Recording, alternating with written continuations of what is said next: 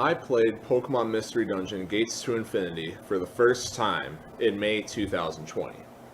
I came away from the story so impressed that, as I usually do with games that I enjoy the story of, I tried to look up other people's analysis of the story online to see other perspectives, but I found nothing. I went all the way to the third page of both Google for written form and YouTube for video form content, and found nothing but some Reddit posts, a few surface level publication reviews from launch, and a few, and I do mean few, retrospectives that also didn't dive too deep into the story. So as a result, I felt compelled to be the change I wanted to see and make this video myself. Before we go any further, a couple of disclaimers. First, it's important to remember that art is not objective, and my takeaways from the game are a reflection of my personal experience. I do not claim to be the authority on the story of this game. However, for the sake of video flow, I will avoid saying, in my opinion, 500 times and just leave it as an implication. Second, this one should be obvious, but just in case, spoiler warning ahead for not only PMD Gates to Infinity, but also Red and Blue Rescue Team, Explorers of Time Darkness Sky, and Super Mystery Dungeon. If you haven't played one of these games, please do if you enjoy the series at all. I think that all four games offer their own unique experience and deserve to be enjoyed on a blind playthrough. Okay, let's dig in. The main narrative appeal of Pokemon Mystery Dungeon for me has always been the aspect of melding the childlike wonder and interesting lore base of Pokemon with writing that addresses the nature of relationships. Rescue Team is about the ups and downs of codependency, Explorers is about how companionship lends itself to bravery, and Super is a little harder to identify for me, but I lean towards collectivism being the main theme of that game. Gates to Infinity is interesting in that not only does it dig into each of these other main themes to various degrees, but more so than all the other titles, Gates puts a spotlight on the less desirable outcomes of human encounters and the psychological effects stemming from those outcomes. Distrust, lowered self-esteem, isolation, antagonism, indifference, and above all else, what I think the game is pretty clearly critiquing, nihilism. While writing this script, I realized that I couldn't go any further without mentioning that this topic of nihilism is very important to me, since I realize that's probably a large reason why this story in particular spoke out to me so much. Many games that I love a lot, I do because they spoke out to me at just the right time and left me with an important lesson in mind. Earthbound taught me that it was okay and even cool to be weird. Metal Gear Solid 2 taught me that personal identity is a fragile construct and that's okay. PMD Red and Blue Rescue Team taught me about coping with loss and appreciating friendship. Now, a couple months after beating Gates to Infinity, I find myself consciously trying to be more hopeful and phase out negativity in my life. And look, it's 2020. There's plenty of reason for one to be generally losing their optimism. But for me, and I suspect basically everyone watching this video that is old enough to have lived a little, this was not my first depressive episode. Not even close. And at least for me, breaking out of a depressive episode always involved relying on some kind of coping mechanism. Some would stick for longer than others, but somewhere along the way when I was in college, my internal journey led me to lean heavily towards nihilistic thought.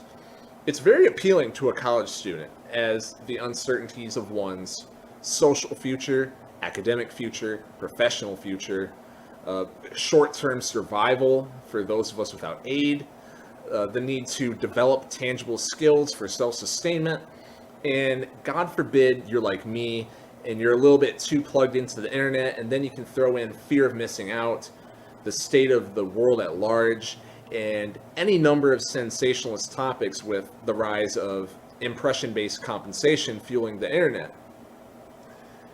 This can all feel like a lot at once. And what nihilism does is numb the uncertainty. Nothing matters, so why worry about anything? Being able to rationalize yourself into not worrying so much when that worry has overcome you for so long can feel quite freeing. But this line of thought does come at a cost. It also numbs the joys of life. You stop yourself from feeling complete, unfiltered happiness when your philosophy creeps in and deems it irrational. For example, why do you care that your favorite sports team won? That you saw something genuinely beautiful while going for a walk? That you met up with an old friend? Because none of it really matters. Once I realized this was the case for me, that I was numbing everything and determining that nothing mattered, I came to the conclusion that I needed to once again self-reflect and refine my internal philosophy. But obviously it's not just as easy as that, and it's a gradual process. So while I'm in the process of this journey, and I still am, but while I'm in the middle of this process, May 2020, here comes Pokemon Mystery Dungeon Gates to Infinity, which is heavily relevant to this exact topic. I just want to stress that further before we dig in. Gates to Infinity opens in the same way as the other PMD games, with you, the player, determining your Pokemon avatar, and then you, the main character, going through the transformation from human to Pokemon and entering the Pokemon world in which the game takes place. I think it's worth pointing out that while Explorers and Super Mystery Dungeon use the reasonable assumption that the protagonist is a self-insert as a tool in order to set up a twist later on, that twist being that they are in fact already established characters, I do think that committing to the self-insert protagonist fully is in itself a very powerful tool in PMD, a series that has always tried to get at you emotionally by immersing you in this very personal dynamic with your partner. Gates in particular, of course, takes this aspect of the storytelling further in a couple of ways. Probably the most obvious being the multiple fourth wall breaks throughout the story, but also the focus on a larger party. And let me explain this. While your other party members getting more screen time does slightly dilute the dynamic between you and your partner being, well, just the two of you partners, it does help you gain a personal connection with Post Town, which is very important for this story in particular. Dunsparce and Emolga, especially, are really just two random people from Post Town. They hang out at Swana's Inn like everyone else. They know most people there, and they go through similar struggles as illustrated in the rest of town, as I'll further elaborate later on. And despite how fleshed out the two of them are, I found it easy to imagine the other townspeople being as likable as them, despite the flaws of those townspeople, if I were to get to know them. When the main evil driving force is something that doesn't really affect you as much as it does the society you are a part of, like in Gates to Infinity, expanding that personal connection is a strong way to get me emotionally invested in what happens to that society. And it definitely did in my case. So, to delve further into that, I want to talk about the chain reaction of negativity between the Bittercold and Post Town as I see it. Because I know there's some things that I personally didn't pick up on until my second playthrough. And once again, I acknowledge that I'm most likely missing some things as well. So, when you first visit Post Town, you see Roggenrola and Ducklet getting really aggressive with each other. And you get the feeling that something's a little off about these people compared to how your partner and Quagsire, which are the only two characters you met up until this point, have interacted with you. But you're not quite sure what it is. Obviously, they are a little more combative, more aggressive, like I said, but it just tonally seems very off with how the game has presented itself up until this point. Quagsire explains that people have been on edge recently, and there's a correlation with an increase in mystery dungeons. Of course, we later learned that the mystery dungeons are really just a symptom of the bitter cold. So skipping a lot further into the game, Kyurem elaborates more on this and says that the bitter cold creates the winds of despair, which is a surge of negative energy that is sent outward from the bitter cold and eventually reaches the town. As an aside, while the game mentions that the whole rest of the world is also undergoing these struggles and it's not just Post Town, for the sake of consistency, I will refer to both Post Town and the world at large as the town. At your first trip to the Great Glacier, you see firsthand that near the epicenter of the winds of despair, which is the bitter cold, your party collapses almost instantly as their bodies give out. Hydreigon explains this by saying that the bitter cold is actually powered by negative emotions, and the winds of despair overwhelm a Pokemon's spirit with negativity. Thus, it stands to reason that should the bitter cold grow too strong, everyone else is subject to a similar fate as your party members near its strong point. We also know that the bitter cold is not mind controlling. There is a line in which, on your first trip, Umbreon is frustrated at getting so close to the Great Crystal and not being able to see it before collapsing. As much as Umbreon's consciousness definitely wanted to move forward, his body would not cooperate, as the negativity instead put him and everyone else into a momentary deep depression that was relieved by Kyurem. So, if I may be allowed to cite Wikipedia, they define depression as, quote, a state of low mood and aversion to activity. It can affect a person's thoughts, behavior, motivation, feelings, and sense of well-being, unquote. Anyone who has been through a depressive episode can relate to those days when the last thing you want to do is get out of bed, and you just sleep in and nap and otherwise lay around, not because you're physically tired, but because you just have no motivation to do anything.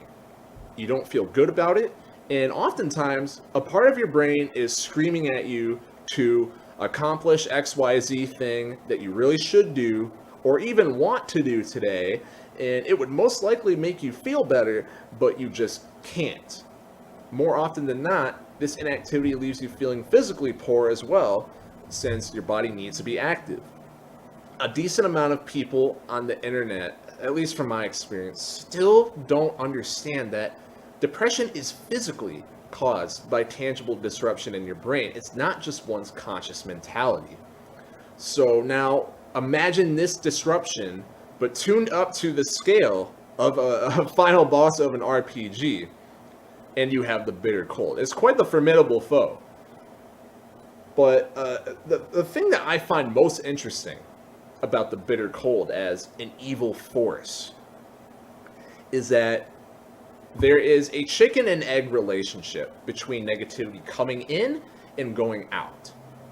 It's never really made clear if the bitter cold itself is what started Post Town's spiral into negativity, or if it only sped up a process that the town was going to eventually undergo anyway. The characters themselves don't even come to a consensus on this.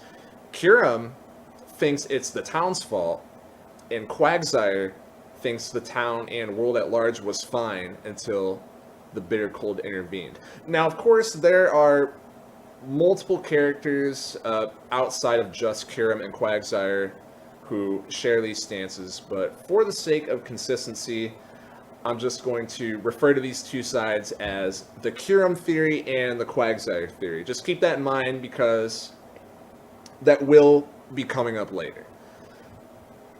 But regardless of who's right, Post Town undoubtedly has had its own chicken and egg type of compounding negativity between the individuals in that town.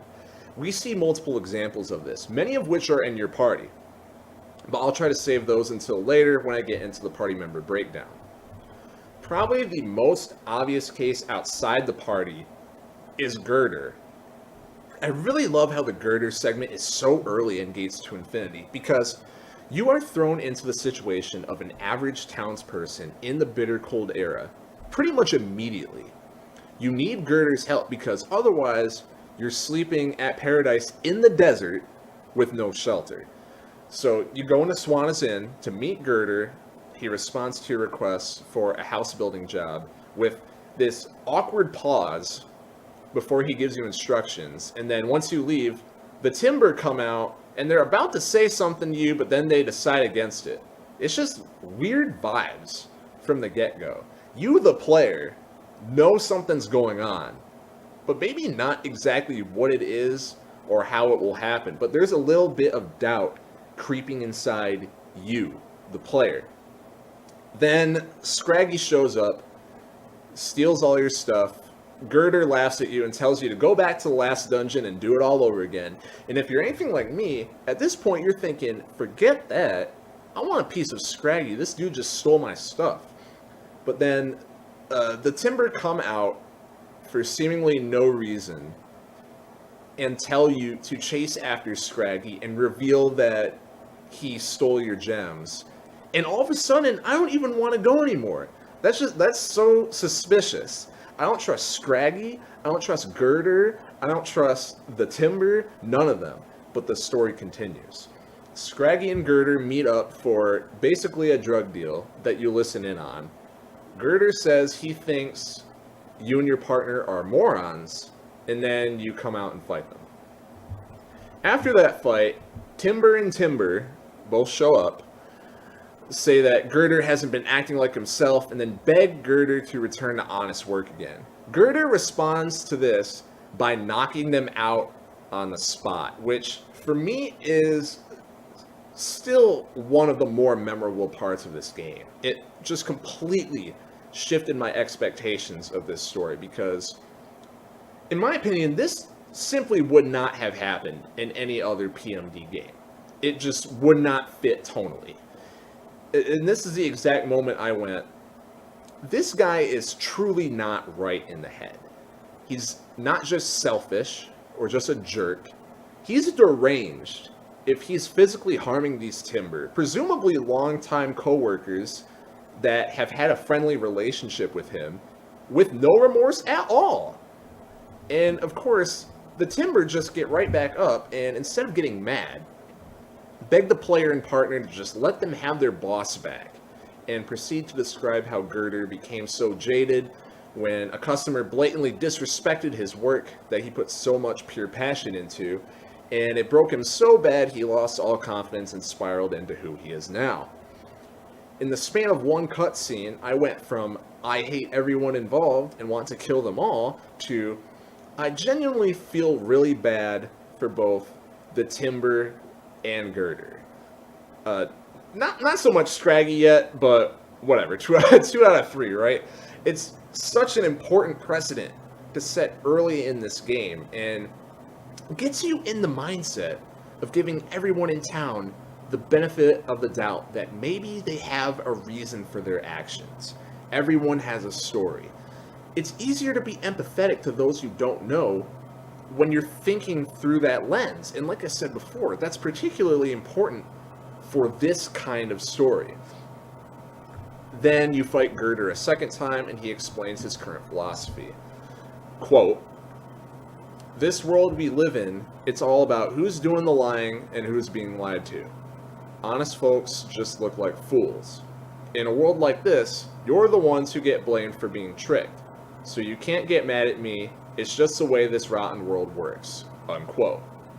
Of course, this isn't really correct, and it's just Gurdurr hyperfixating on his bad experience and applying it to every situation. But that is a real thing that people do all the time. And the longer it continues to eat at them, the further down this rabbit hole they go. So what Gurdurr was saying made complete sense to me. It's at this moment that I really started to think about how I was ready to just make quick work of at least Scraggy and Gurdurr, because they clearly did me wrong just a little bit earlier. But if the partner wasn't there to take the optimistic route, the faithful route, I would have really been no better than Gurdurr, right? Someone does me wrong, I lash out and start becoming distrustful. Now let's make it clear that Gates to Infinity is not even close to the first video game to do this, but it was still executed very well in a rather mature way, despite the limitations of needing to use simple language in a kid's game.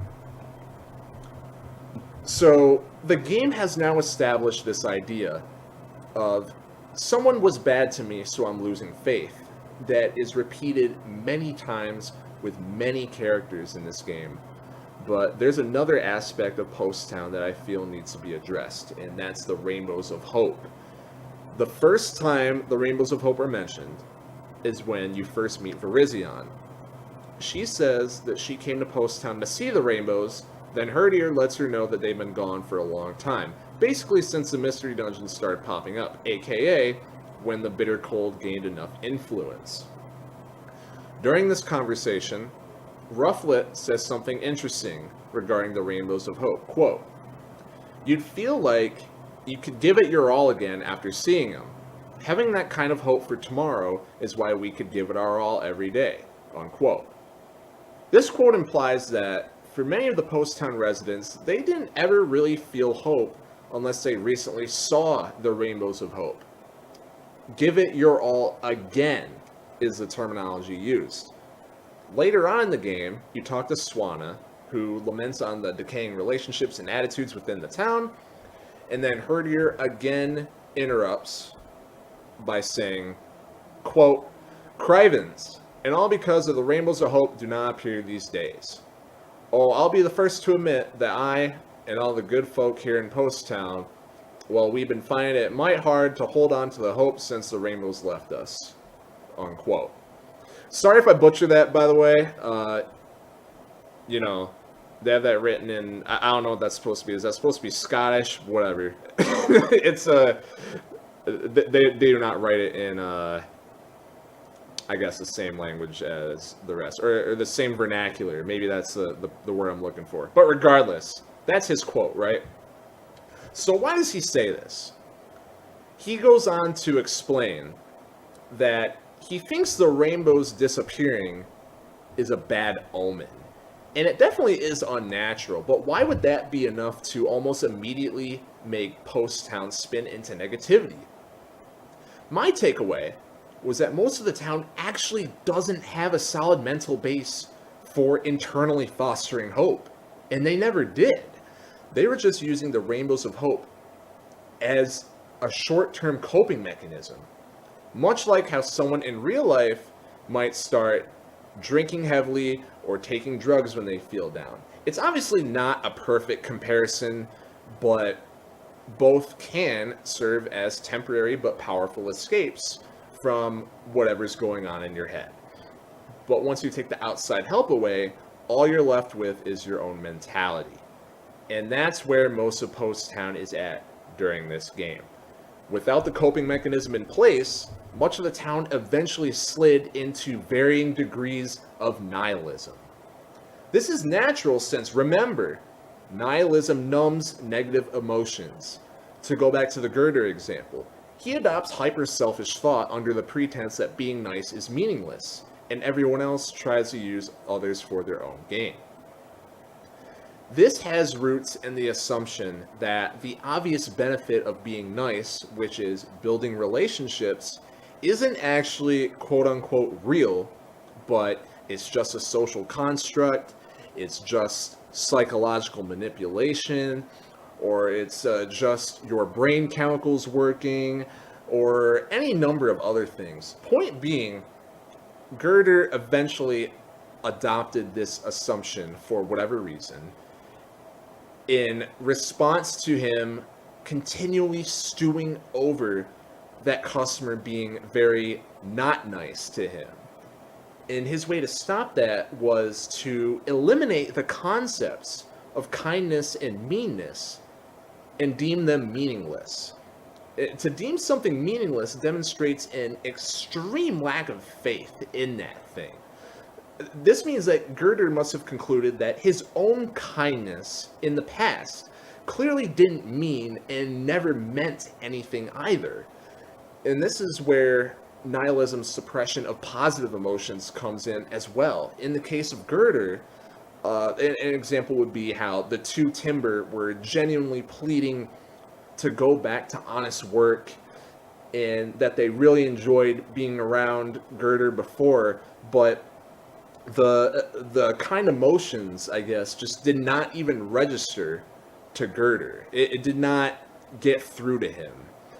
And of course, with a force like the Bittercold in the mix, a reduction in pain from negativity doesn't matter when that negativity is still there. Like Gurdurr, even though maybe he's suppressing the pain from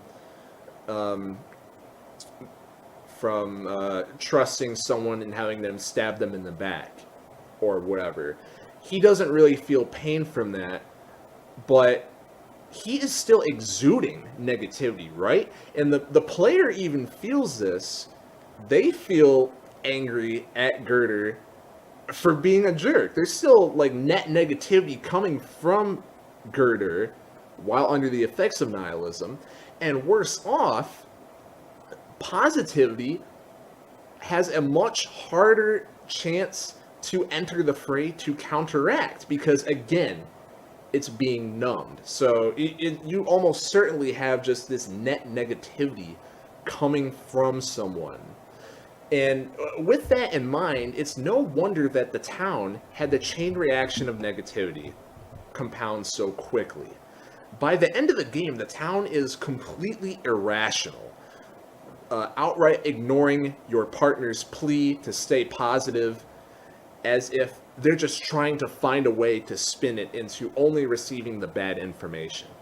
And this climaxes when Roggenrola reaches peak enlightened nihilism and says, quote, "If the world's just gonna end anyway, shouldn't we just do whatever we want?"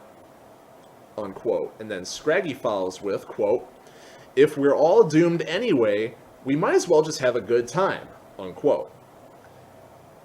The world itself is no longer real. Like, the world is just a construct at this point. The fate of the world doesn't matter. This is how far they have sunk by the end of the game. And it's quite scary, honestly. This cutscene hit a little bit too close to home on first playthrough. I'm going to be completely honest. And I was quite disturbed. But, of course, not everyone in the game was subject to this fate. There's Swanna, some of the Paradise members, and most notably your party, which obviously is going to be what the game focuses on most. And what your party has in common is that they too have their own ways of coping with the negative world around them. It's just that their coping mechanisms are internal instead of external, and thus have a little more life to them than the rest of town. The exception being Virizion, who at the start of the game just doesn't cope at all. It is a disaster. But for everyone else, that's pretty much the case. But of course, this doesn't mean that these other methods don't have their own negative effects. Again, this is one of those things where I know I definitely related to some of the particular coping mechanisms used by the party members, which helped me personally connect to the game, and I don't think I'm alone in that assessment. Like I said before, PMD has always been a series that focuses on relationships, and Gates to Infinity is no different. Gates demonstrates how positive relationships allow us to grow as people and, in this case, literally overcome the world around us by shifting our mentality to truly think positively. So this is the part of the video where I go into a breakdown of what I identify as the 4 main party relationships explored in Gates to Infinity. Of course, there's more than this, and there's a decent amount of crossover between these pairs that I identify, but this video is already long enough. Anyway, those 4 main relationships are the player and the partner, Emolga and Dunsparce, Virizion and Keldeo, and Umbreon and Espeon. And we're going to start out with the player and partner. As discussed earlier, the player is pretty close to a true self-insert, and the game takes many steps to sell you on this immersion. And while as a self-insert, you, the player, are mostly observing everything around you, and the game makes a strong effort to make you feel a certain kinship with your partner in its opening hours. You start the game by falling from the sky and waking up to your partner. They come off cheery and adventurous, yet grounded, and they're open-minded enough to accept you being a human without much of a second thought. They offer you a home when they didn't even have one yet, and they stick to it. As mentioned earlier, they take the moral high ground in the Gurdurr segment, when I suspect many players wouldn't have. I know I was not about to do that, and the partner's in the right for that decision.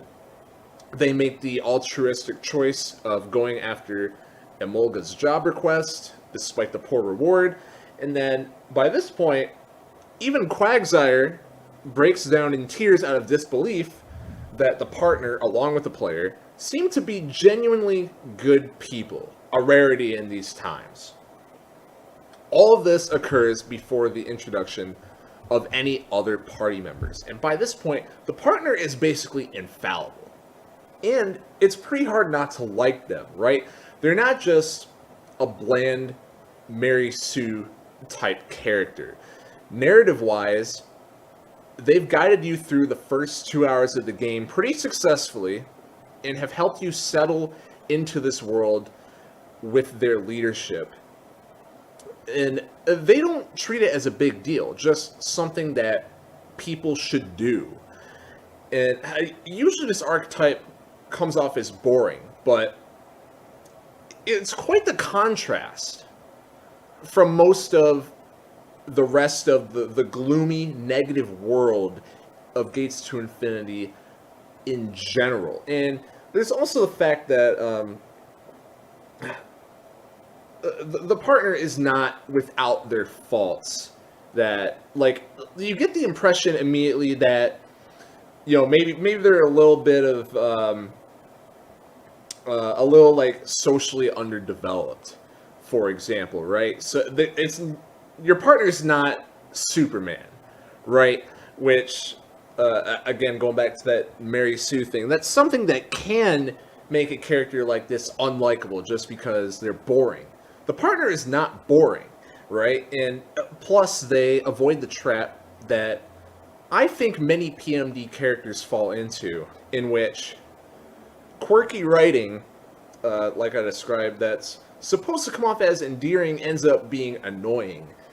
For me, what immediately comes to mind was the partner in both Explorers of Time, Darkness, Sky and Super Mystery Dungeon. They both fall under that category for me.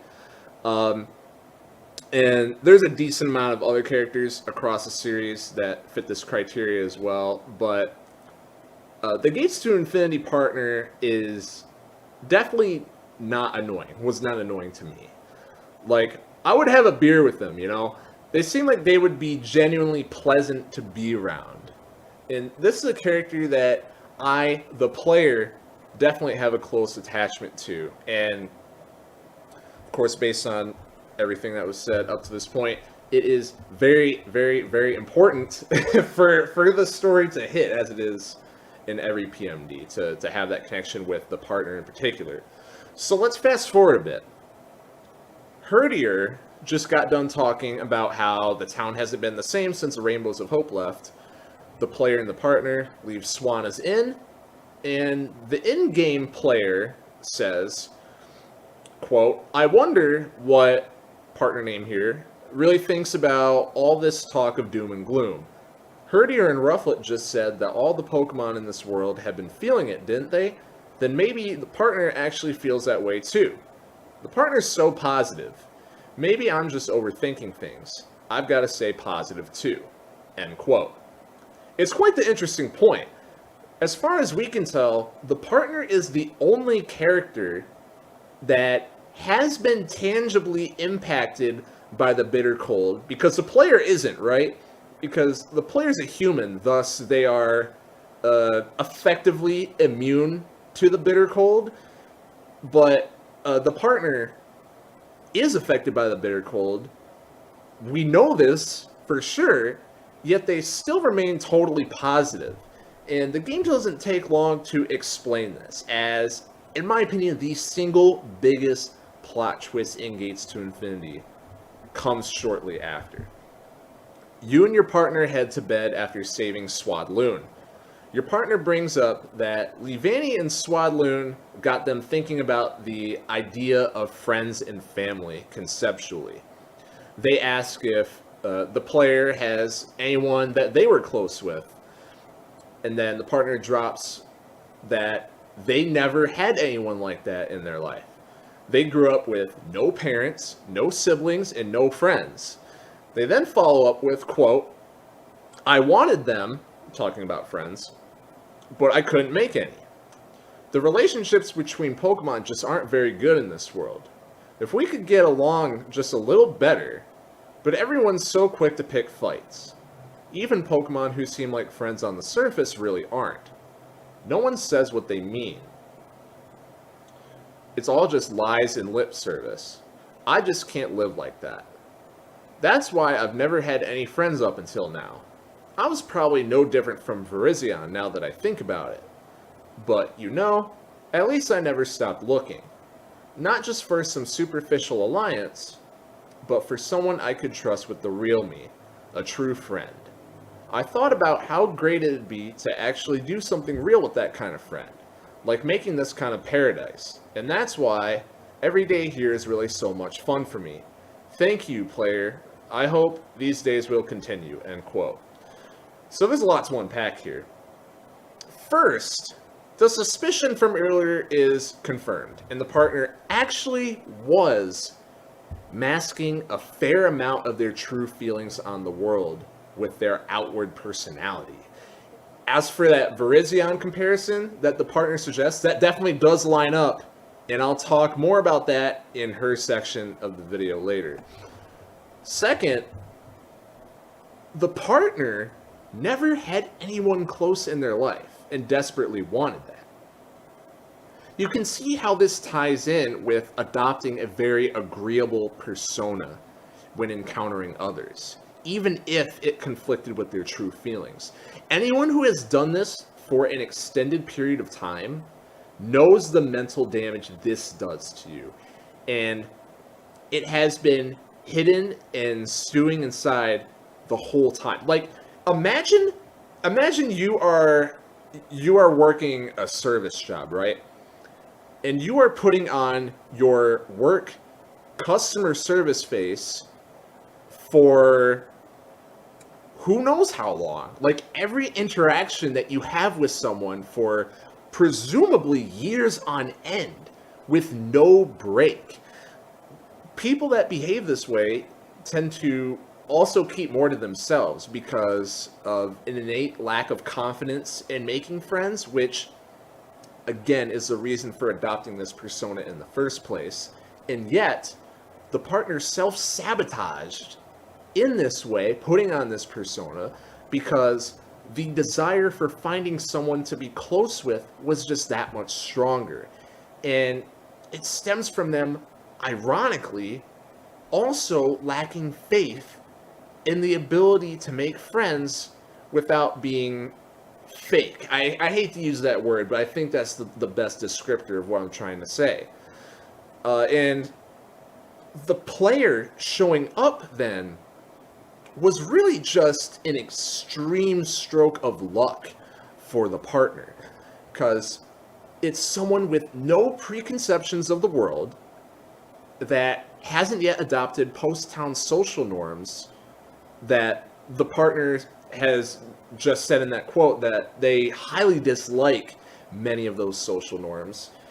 So the partner thinks, finally, this might be a decent person. And so the partner managed to finally open up to someone, you. You gave them the confidence to start actually believing in their persona and start to actually live it out a little bit, because they finally accomplished their goal of finding someone, I guess. But the partner's arc does not end here, because there's a third point.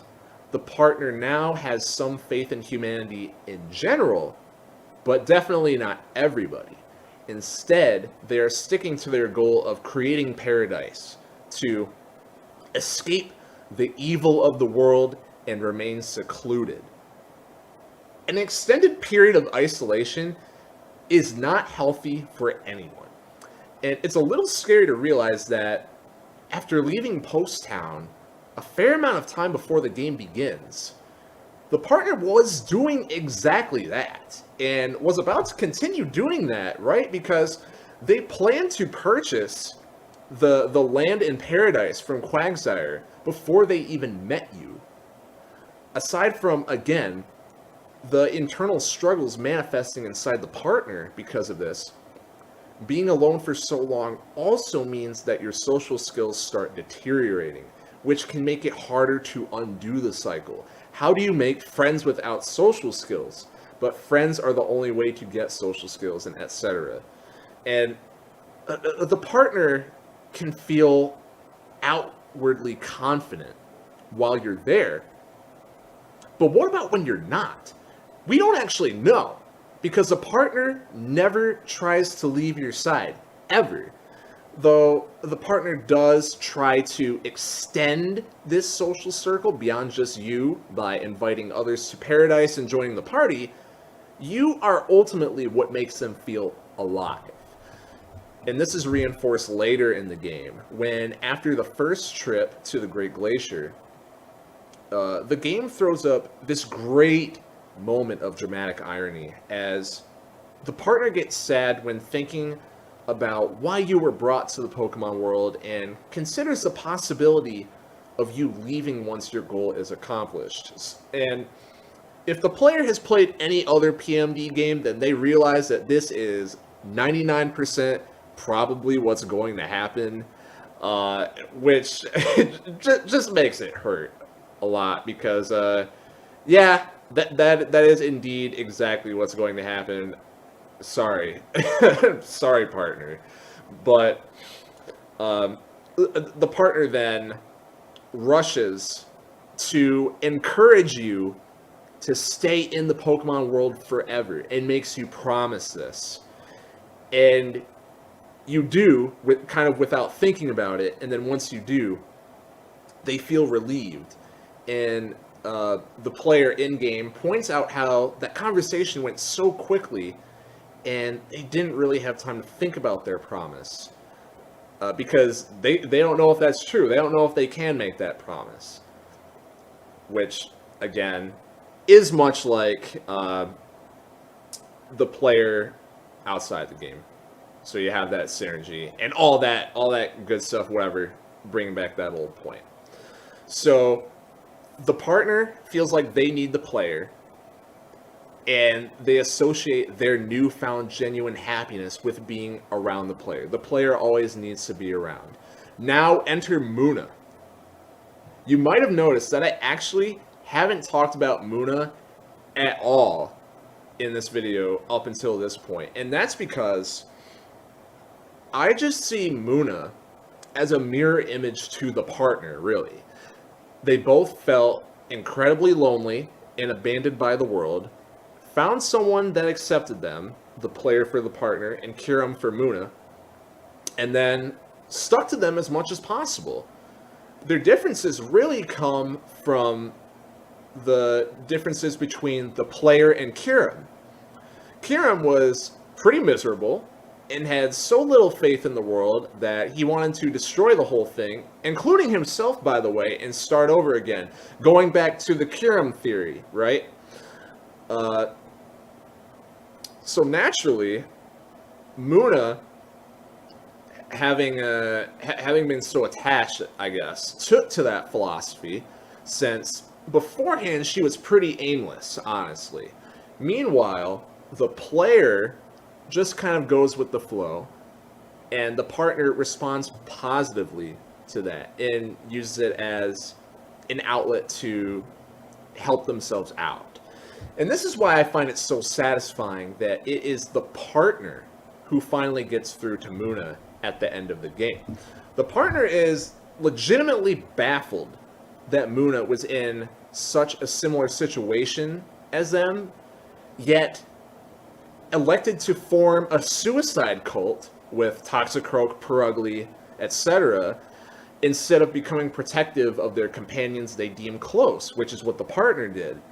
And of course they're baffled, because the partner was self-isolated for so long that basically any social behavior abnormal to their direct circle is going to come off as a shock. Doubly so when the situation is so relatable to them. The partner then challenges Munna's mindset and makes the claim that her goal of ending the world is actually in opposition to her goal of being with her friends, which is true.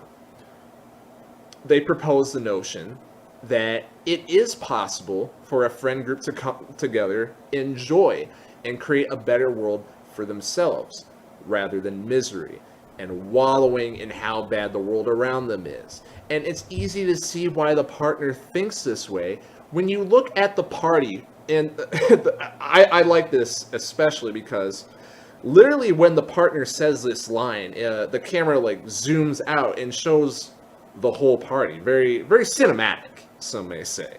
But Munna then gets convinced and saves the player and the partner. Then comes Kyurem later, who is only convinced with force once he is defeated by the power of friendship, whatever, between the player and the partner, which is really just a fruit of that same philosophy that was used earlier. And the partner's story concludes with the prism that you receive while leaving the Pokemon world.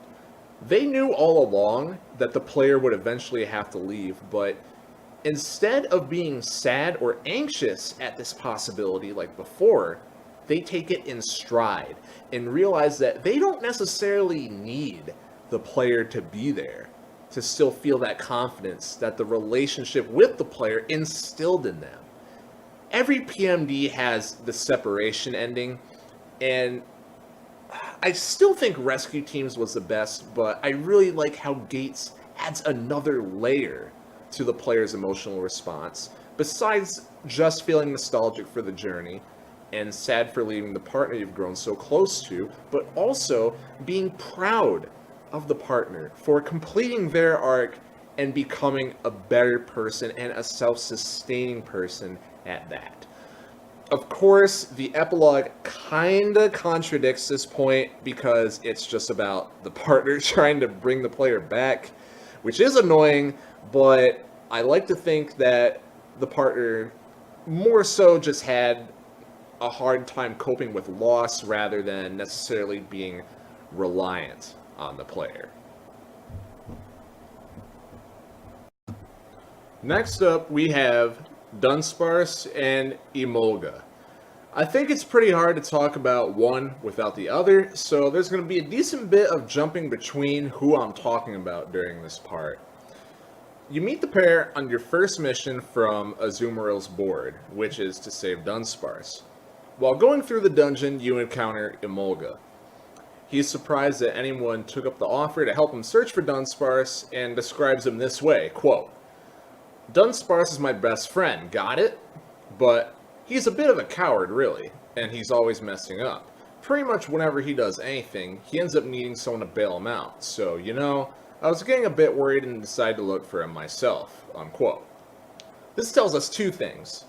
Emolga sees himself as a protector for Dunsparce, and similarly, he doesn't think highly of Dunsparce's ability to fend for himself. You rescue Dunsparce and everyone returns to paradise. Emolga tells Dunsparce that he should stop being so reckless.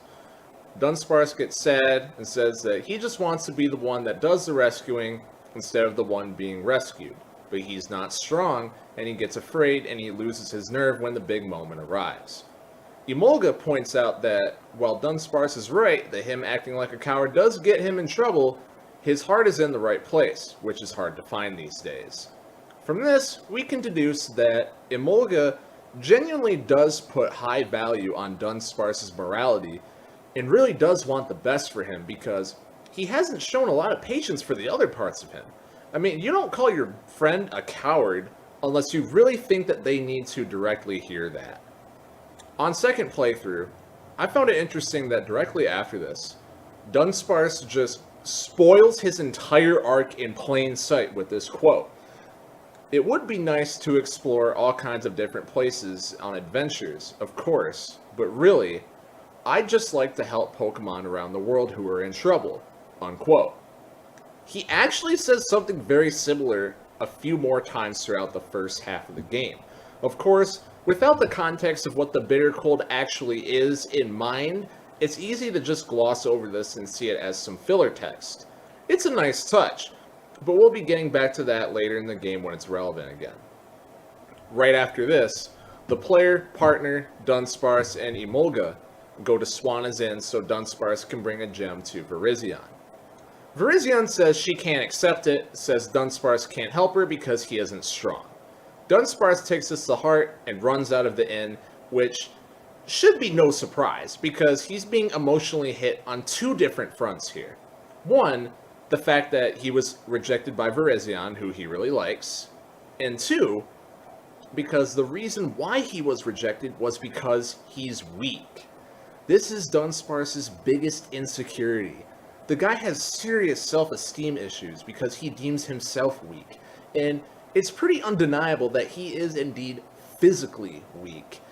In Bittercold era Post-Town, he sees strength as the only way to reach his goals of both being able to help others and to just be more respected, but he's clearly not there yet. Having Virizion directly point out what Dunsparce deeply believes due to his insecurities but doesn't want to talk about, that he's not valuable because he's not strong, really hit him hard. Dunsparce then falls for the Pawniard Brothers scam, and as a result needs to once again be saved. Meanwhile, Emolga the Protector is livid at Virizion because he knows she cut deep at Dunsparce. He then runs off to try and save Dunsparce from getting into trouble without a second thought. Once he finds him, Emolga is mad and talking big smack to the Pawniard Brothers, demanding that they leave him alone, and then later taunting them once the reinforcements come. He stays heated even after the fight. The partner invites Dunsparce and Emolga to join the party. Emolga doesn't really care at first, but once he sees how happy this acceptance makes Dunsparce, he decides that he'll join too. But immediately after, Virizion tries to join the party as well, and Emolga isn't having any of that.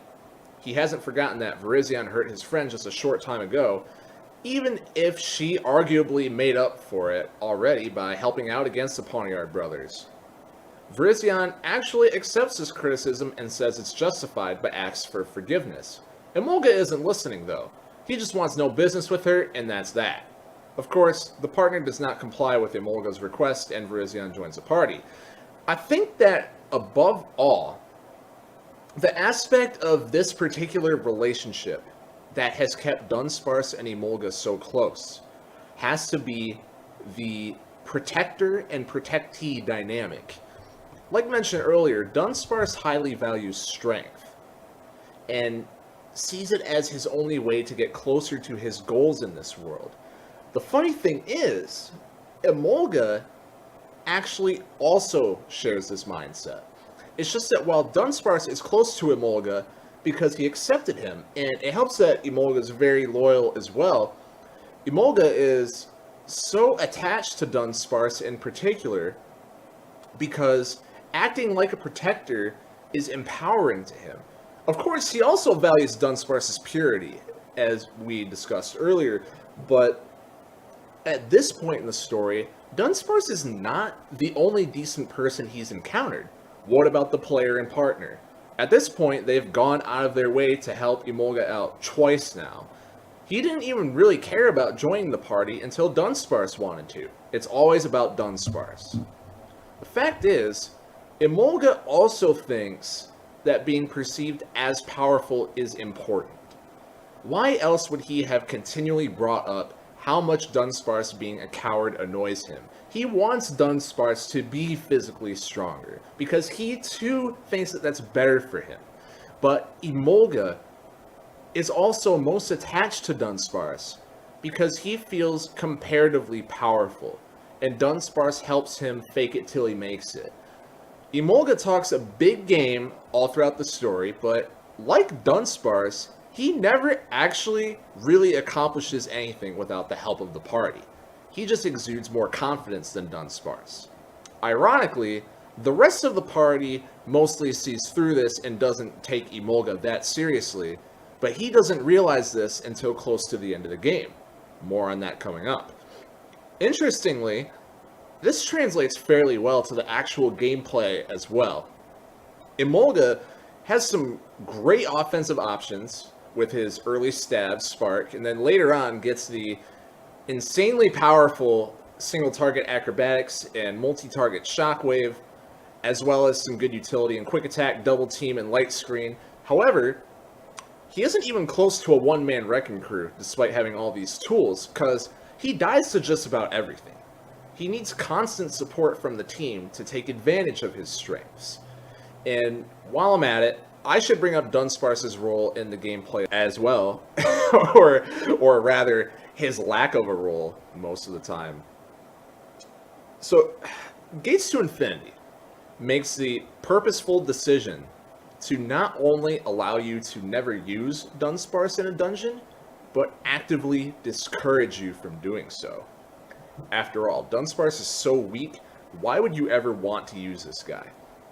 Immediately after Dunsparce, Emolga, and Virizion join your party, all at the same time, you have 5 party members, you can only use 4. Virizion and Emolga are both higher leveled and start with much better kits. Emolga, again, with stab and a good offensive typing, along with a defense reducer and quick attack, and Virizion with the same, except with dual stab coverage and double kick and magical leaf. Meanwhile, the only usable attack Dunsparce has right away is Rollout. That's an okay move, with some high damage potential of course, but handicapped by a very low accuracy, especially before level ups, and the fact that it is not even stab for Dunsparce. Dunsparce's first stab option actually doesn't come until level 22 with Takedown, and even then, recoil moves are kind of bad in PMD. This means that most Dunsparces will be running a hard support role if they are used in the party, except by the time Dunsparce actually learns good support moves, he's already outclassed because by that time, Umbreon has joined the party, who is not only bulkier, but has a starting moveset of Quick Attack, Stab Pursuit, Confuse Ray, and Sand Attack, and later gains access to Assurance and Helping Hand. Believe me, I tried to find some niche that Dunsparce could fill on the team that wouldn't just be me handicapping myself, but I really don't think it exists. Dunsparce is the weakest party member in the narrative and in the gameplay, and it adds to the dynamic of every time someone in the game brings up that Dunsparce is weak, he's not good in battle, you can't really refute that. It's just kind of true, and the game makes it so on purpose. This brings us to before the first trip to the Great Glacier. Dunsparce is really excited to go and sees this as a real adventure. He tells Virizion that's what he wants to be, a real adventurer, and then be able to help others out. Again, repeating that thing from earlier, he accidentally says his arc. Dunsparce then points out that joining the party has helped him feel more confident. Virizion agrees and encourages Dunsparce to have a great time soaking in a new experience at the Great Glacier. Emolga is also listening in on this and is not only happy for Dunsparce, but seems to have cooled off a bit on his initial assessment of Virizion, because instead of being mad at her, he agrees with what she says to Dunsparce. Then comes the announcement that not everyone can go on the trip, and someone needs to stay behind. Poor Dunsparce, he starts quivering immediately, because in his mind, he knows that it should be him, because he's the weakest. Emolga starts to freak out, but Virizion interrupts and says she'll stay behind. But Emolga has now reached the point where he doesn't like that answer either. He's at the point where he considers Virizion a legitimate part of the team. Then comes the drawing straws scene. Dunsparce pulls the short straw and While he's generally positive about it, he says a part of him does think he deserves it because he's still the weakest. Emolga then has a great character moment, definitely one of my favorite scenes in the game, by swapping with Dunsparce at the last second and shoving him into the Magna Gate right before it teleports everyone out to the Glacier. Besides the fact that it's a selfless act to sacrifice that experience to help someone else out, this is major for Emolga in particular because he's still choosing to separate himself from Dunsparce, right? Like, Emolga now has enough trust in the rest of the party to look after Dunsparce instead of just him being the sole protector. And a good chunk of that is probably him having more faith in Dunsparce's abilities to hold his own. Plus, Emolga is taking the plunge to not be around Dunsparce nor the rest of the party and still try to keep up his psyche. He's gone from following Dunsparce everywhere as his main mechanism to keep his confidence up to being okay with the decision to be away from him for an extended period of time. And of course, this point I mentioned as being a main part of the art for the partner as well. So Dunsparce enjoys the trip, Emolga hangs in there at Paradise, and it all works out pretty much. Skip forward to the party reuniting after Kyurem kills Hydreigon in the desert. It's implied that the partner explained everything going on with Kyurem, Hydreigon, and the Bittercold. Umbreon, Espeon, and Virizion start to question their chances of success, and Emolga is genuinely shocked by this. And it makes sense, because while a lot of the party's struggles at the start of the game deal with their relationships with others, Emolga was always content, or at least acceptant, of the state of the world. Just not really satisfied with himself and his place in this new world. Dunsparce, of course, similarly doesn't talk about doom and gloom here because, as said earlier, he and Emolga are working their way through a similar struggle in different ways. Dunsparce then decides that he is going to stay behind on the second trip to the Great Glacier so he can try and keep the town's spirits up. Previously, the partner tried to convince the town, but they came ill-prepared to deal with a crowd that disagreed with them. Dunsparce thinks that things will be different with him as the motivator. And it's easy to see why. He definitely believes what he's saying when he says that he has faith in not only the team on their trip, not only the world at large, but now himself, after coming to learn through being around the party that he isn't useless and unable to be liked just because of a lack of strength. Let's go back to his quote from the beginning of the game. It would be nice to explore all kinds of different places on adventures, of course, but really, I just like to help Pokemon around the world who are in trouble. The end goal was always just to help others. It's just that Dunsparce thought the only means of accomplishing that was becoming stronger. Now that he realizes this isn't necessary, he's ready to take his opportunity and help by being a positive energy in town. And he absolutely is. He, along with Swanna, confidently fill the town with assertions that things are going to work out. For every way that a townsperson tried to spin a new development in the most pessimistic way possible, Dunsparce was there to snap them out of it with a retort that made logical sense and was hard to argue with. Turns out that Dunsparce was a natural-born leader the whole time. To bring back the Rainbows of Hope discussion from earlier, there's actually one scene that I omitted from that segment, which of course is, after the first phase of the Bittercold, the post-town residents are all looking at the Glacier Palace, and it's looking bad. Dunsparce keeps encouraging everyone on, but the town almost instinctively assumes the worst. Despite this, the player is given enough of an opening to momentarily knock out the Bittercold and allow the Rainbows of Hope to reappear. How is this possible? Wouldn't more negativity from the town make the entity stronger? Well, the way I see it, the only explanation is that Dunsparce's words must have crept into the minds of everyone there. even if they were still pessimistic on the outside, they started to realize internally that maybe they're wrong and Dunsparce is right. Then, once the rainbows appeared, it just snowballed from there. The town didn't get to see the rainbows again until they earned it, or maybe more accurately, until Dunsparce earned it, helping the town around him as a result. Roll credits.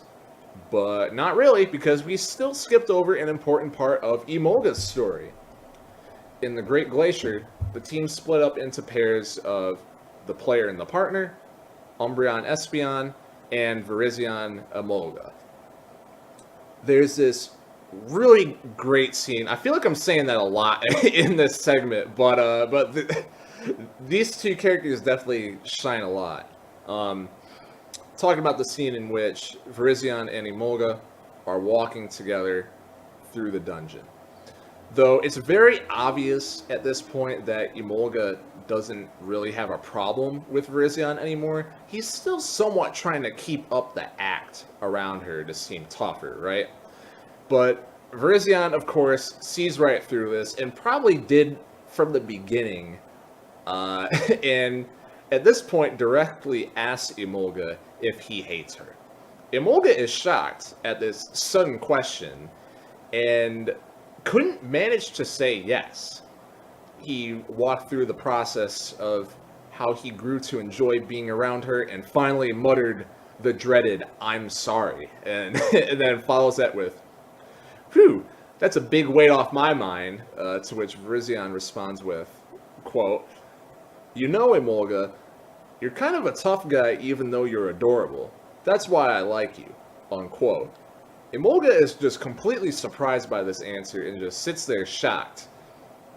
So most interpretations that I've seen of Emolga's reaction here is that he likes Virizion romantically and was surprised to see that she returned the favor, but that's not primarily what I got from this. I mean, that's definitely like a distinct possibility, sure, but I guess what I got more is that Emolga, who is admittedly a little dense when it comes to reading others, but still, he was just surprised that Virizion was able to break him down so thoroughly in this conversation and reveal who he really is when Emolga was trying to mask himself. Let's return to that quote. "You're kind of a tough guy even though you're adorable." I imagine there's plenty of ways to interpret this and apply it throughout the game, but at least my reading of this was that Virizion thinks Emolga is adorable in that he tries to act tough. He always talks smack, fancies himself a leader, tries to be intimidating, wants to have people think that he's powerful and therefore be taken seriously, bringing it back to that point, etc., when mostly everyone in this game sees through that. But Virizion still says that Emolga is kind of a tough guy because he genuinely is a fiercely loyal and determined friend and person. That's what really makes him tough, because not everyone has those traits. There's no need for him to try to act tough in ways that he isn't. I also think part of Emolga's shock here is that he knows Virizion is right. It's pretty clear that he's had some desire to become closer friends with Virizion for basically the whole second half of the game, but he never had that official moment of reconciliation because he felt he had to maintain an image. And what an unnecessary reason that is. If he just opened up and acted like his inner self, like he did when already feeling comfortable around Dunsparce, well, who knows how many more positive relationships he could have made. He's still slightly in denial once he returned back to town, but progress is definitely being made on opening up a little. Now we move on to Virizion and Keldeo. I think this one makes a little more sense going through chronologically instead of in game order at the start, so that's what I'm going to do. Sometime before the game takes place, Virizion and Keldeo were very close friends. Keldeo taught himself how to use the Enter cards to create Magna Gates and went to the Great Glacier to find out the mystery of the Great Crystal, aka the Bittercold. Munna told him the truth about what the Bittercold is and invited him to join her ranks. Keldeo declined. Munna didn't take that very kindly, as her gang, along with Kyurem, chased after Keldeo, but he was able to escape. Keldeo then pondered if Munna truly wanted to end the world, since it seemed like she had her doubts, and Keldeo thought he could return to the Great Glacier and make her and everyone else change their minds. Before he left, Keldeo wanted to make sure that his best friend Virizion didn't follow him and thereby also end up a target of Kyurem and Munna. To do this, he sent a nasty letter to Virizion to intend to cut all ties with her in order to keep her safe. It read, quote, "The truth is that I never even intended to go to the Great Glacier. I just wanted an excuse to get away from you. We aren't friends anymore, just forget about me." Unquote. Then, once Keldeo returned to the Great Glacier, he found that Munna wouldn't hear his pleas, and he was captured as a prisoner at the Glacier Palace. Word got out that Keldeo journeyed to the Great Glacier and hasn't returned. Virizion searched for a long time for Keldeo to no avail, and then eventually received Keldeo's letter. When Virizion read that letter, she was devastated. She was closer to Keldeo than anyone else in the world, so hearing Keldeo disown their friendship warped Virizion's view of reality. If even Keldeo couldn't be a true friend, then who could? Even after adopting this nihilistic thought, to return to that idea, of friendship not being real, Virizion didn't stop obsessing over Keldeo. A part of her still believed in their friendship, even if she consciously deemed it irrational. She began to aimlessly wander around the world. At some point, when she met Umbreon and Espeon, she asked them to one day take her to the Great Glacier in order to possibly see Keldeo again. This brings us back to the order of events as they appear in-game. The first time we see Virizion, she's making a visit to Post Town. All the townspeople are attracted to her because of her beauty and cool, calm demeanor, including Dunsparce. After saving Dunsparce and retrieving a present for Virizion, the player, partner, and Emolga all show up to help Wingman Dunsparce as he tries to get her to be his friend. Virizion says no. Not because there's anything wrong with Dunsparce in particular, but because she just doesn't make friends. She thinks that with the state the world is in, she doesn't believe in the concept of friends, only collaborative allies working for a common, tangible goal. She tells Dunsparce, quote, "If you were strong, I might be able to consider you as some kind of ally. If you were strong, you could at least help me out in some way," unquote. When you first see this line in the game with no context, or at least when I saw it, Virizion just seems like the most jaded piece of trash ever, and she kind of is at this point, but it gets worse. Once Dunsparce and Emolga leave, Virizion tells the partner, quote, "The world's full of cheaters, thieves, and liars. There's nothing to believe in anymore. Someone who acts nice to you always has an ulterior motive. You can't just believe anyone who flatters you with pretty words. Making friends will just lead to heartache and disappointment. That's why I don't have any," unquote. This says a lot about Virizion, mainly that she is quite deep into the nihilism train of thought, which is dangerous. She strings together a set of phrases that make some sense on your first impression. First, people are kind to you when they want something from you, which is usually true. Second, a strong majority of friendships and close relationships do not last forever, which is also true. Third, the end of such a relationship can lead to heartache and disappointment, which is true yet again. However, the way Virizion puts these thoughts together has a lot of logical holes that only make sense to someone with a highly negatively warped perception of the world. Her interpretation is more like, people are only kind to you when they want something from you. Therefore, friendships aren't real, which is why they don't last forever. Believing in friendships only results in you feeling bad once it ends. There's quite a few logical leaps there, right? I can say that I've had plenty of times when a random stranger was nice to me, and many old friendships that I've had that got disconnected on positive terms, disconnected just because our lives went separate ways. But to her, it makes complete sense what she's saying, since she's been so distraught by what happened with Keldeo that she projects the worst possible interpretation of that friendship onto every friendship ever. And I find it interesting that when Virizion says this to the partner, they find it hard to disagree with, or at least put into words why it's wrong in order to retort. Remember, we're talking about someone in the partner who never had anyone close in their life until the player, and also had a rather jaded interpretation of the world as their reason for not making friends. Chances are that what Virizion was saying definitely resonated with the partner. Immediately after this comes this messed up segment in Swanna's Inn, where everyone cheers on Dunsparce getting rejected, because it happened to all of them also.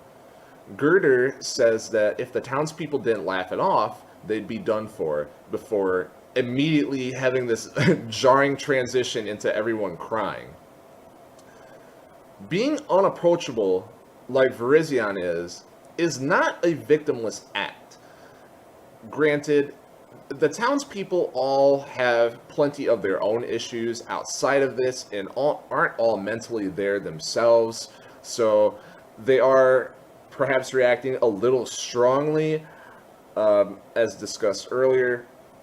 But I have to admit that this crying session was a little disturbing on first playthrough. And I've mentioned that a couple times already with some scenes where it's like, wow, these guys are really, really deep into the, I guess, the mental issues rabbit hole, you know, and this is just another one of those examples. Virizion then hears about the Pawniard brothers taking Dunsparce in, and gets mad and goes after them as a result, which seems a little confusing at first. Doesn't she not care about Dunsparce? Well, with the power of hindsight and knowing what happens later in the game, it becomes a lot more clear. The way she words it is, quote, taking advantage of the weakness in Dunsparce's heart with this dirty plot. You two really are pathetic, aren't you? End quote.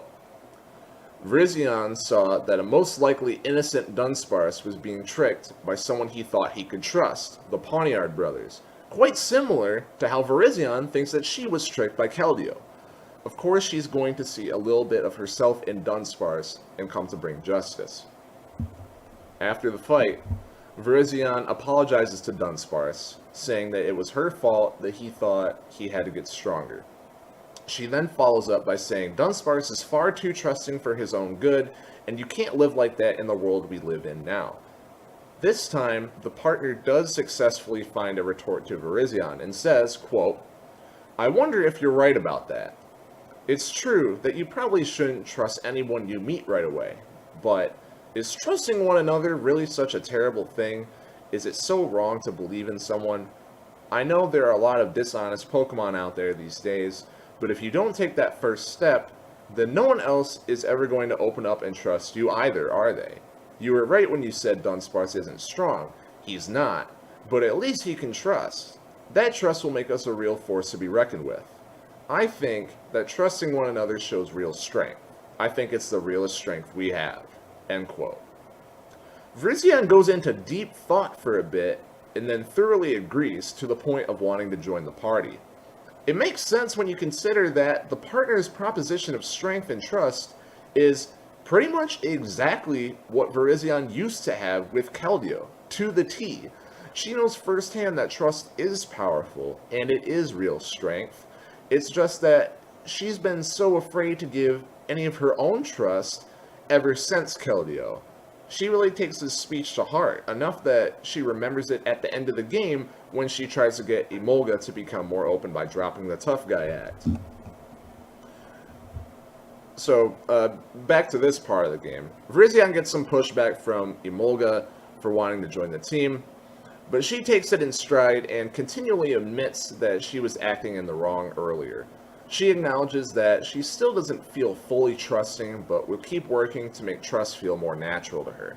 She's fully confident in the process and has a lot of empathy for the party. After all, these are truly good people, and it's hard to find those nowadays.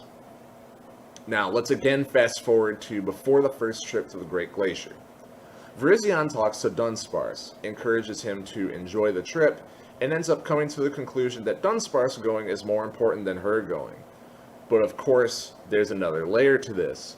It's not only that Virizion wants Dunsparce to go on the trip, but also that she doesn't want to go.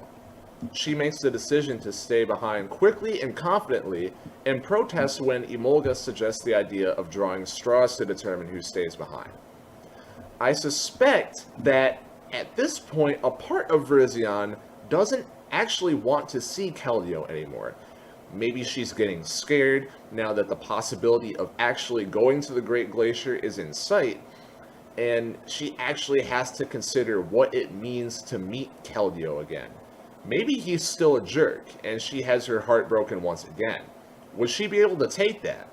Besides, Virizion now at least has a group she can feel comfortable around in the party. When she first met Umbreon and Espeon, it's fair to assume that she felt much more hopeless. She doesn't change her mind and agree to go to the Great Glacier until Dunsparce reveals that Umbreon told the party about Keldeo's letter. At this point, it really hits Virizion that the rest of the party not only truly wants the best for her, but thinks that potentially finding Keldeo is important to accomplishing that. Maybe she has formed new friendships with the party. It's hard for her to continue turning down the offer out of fear when it can be framed as letting your friends down and not just yourself. So, on the trip, Virizion finds a Frism left by Keldeo during his first trip to the Great Glacier. He sounds much more like the old Keldeo than the type of tone Keldeo used in his letter. Virizion is surprised, but now much more determined to find out the whole story. It seems that at this point, Virizion believes that Keldeo must have had a pretty good reason to send that letter. The faith in her friendship with Keldeo and the idea of friendships in general is coming back. This is supported by Virizion's reaction while leaving the Great Glacier. Quote, "Ever since I got that letter from Keldeo, ever since I read those words, I stopped believing that there was any such thing as a real friend. But the one who first planted that doubt in my heart, it wasn't Keldeo, it wasn't anyone else. The one responsible for that doubt in my heart was me." End quote. And she's exactly right. While, of course, she was definitely justified in becoming jaded after seeing that letter, that doesn't mean that result had to be a foregone conclusion. People go through adversity literally every day. Sometimes very high levels of adversity. But not everyone starts to descend into a toxic mentality because of it. People that have a stronger mental system to help them keep faith and resist the nihilistic thought are able to also resist the negative mental impact from these occurrences. This is Virizion's Eureka moment, where this point finally clicks for her, and this self-awareness and introspection is such a huge step in overcoming a negative mental pit. But her arc is not completely over just yet. After rescuing the player and partner from the desert, Virizion says that she finds it hard to imagine how the negativity of the world at large could be changed, and then clarifies that she doesn't really know how to make that change on an individual level, and doesn't know how to find those answers, and suggests that maybe there isn't a way. The partner then points out that surely there has to be a way to make change on the individual level if it happened to those in the party, most notably Virizion herself. Virizion sits on this idea and doesn't respond. The partner then tries and fails to get the town to be positive before the second Great Glacier trip. The party meets up and wonders what went wrong.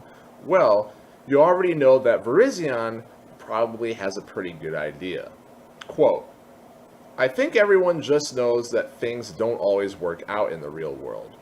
No matter how hard you try, things can't always be fixed. And the simple act of trying sometimes makes things worse.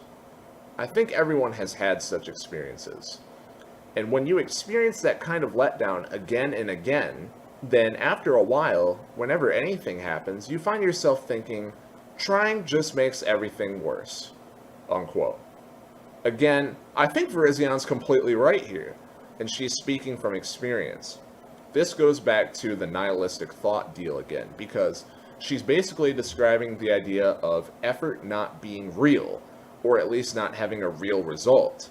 Once this registers as a fact in your mind, it is very hard to invalidate. However, from this explanation, Dunsparce is able to put two and two together and realize that trying literally can't make this particular situation, the Bittercold, worse, because trying is the one and only way to get past it. Dunsparce communicating the message in this way registered in the town as a logical idea that both undeniably makes sense and contradicts their previous line of thought, their negative line of thought. But who knows if Dunsparce would have even thought of this if not for Virizion giving her insight there.